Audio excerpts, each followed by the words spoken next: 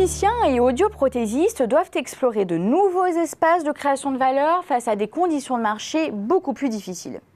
Car en effet, le marché de l'optique est soumis à de fortes pressions déflationnistes et à une baisse d'activité et des marges et résultats des entreprises.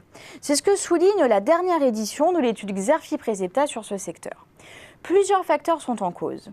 Premièrement, la politique d'encadrement des prix par les pouvoirs publics via notamment des plafonds de remboursement. Deuxième élément, les pressions tarifaires exercées par les organismes complémentaires d'assurance maladie. Troisièmement, les distributeurs voient leur position fragilisée par les stratégies d'intégration verticale des fournisseurs. Enfin, il faut citer les pressions sur le pouvoir d'achat des ménages qui accroissent la sensibilité au prix sur un marché où le reste à charge demeure élevé. Dans ce contexte, les opérateurs n'ont pas d'autre choix que de réorienter leur stratégie pour renforcer leur compétitivité. Les experts de Xerfi-Presepta ont ainsi identifié et décrypté plusieurs leviers activés par les opérateurs pour réenclencher une dynamique créatrice de valeur.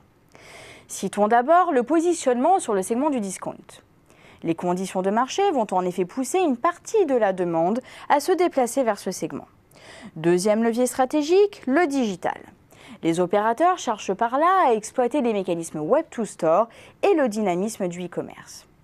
Troisième levier, la diversification sur le marché de l'audioprothèse, auquel est consacrée une large partie de l'étude. Enfin, force est de constater que les opticiens explorent de nouveaux terrains de croissance en dehors de leurs magasins, à domicile, en entreprise, en pharmacie ou encore dans les maisons de retraite. Comme vous vous en doutez, ces décisions stratégiques vont impacter le jeu concurrentiel du secteur à moyen terme, selon l'étude Xerfi-Presepta. D'abord, le processus de concentration devrait se poursuivre chez les acteurs historiques de l'optique et de l'audioprothèse. L'heure est en effet propice aux stratégies de volume et donc au rapprochement visant une optimisation des conditions d'approvisionnement, comme en atteste la création d'une coopérative européenne Retina par le français Atoll, l'italien Vision Group et l'espagnol Sion. Ce mouvement de concentration passe aussi par l'acquisition d'enseignes. Je pense là par exemple au groupe Alain Afflelou qui a racheté 2 e-commerce en pure player, Malanti.com et HappyView.fr pour jouer sur la complémentarité entre les canaux de vente digitaux et physiques. Ce type d'opération devrait d'ailleurs se multiplier à moyen terme. Je vois 2 raisons à cela.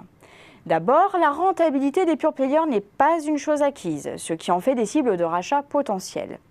Mais aussi parce que cela permet aux distributeurs traditionnels de combler leur retard ou encore de se constituer une avance en matière de compétences digitales. Encore une preuve que les acteurs traditionnels n'ont pas d'autre choix que d'investir pour conserver leur position.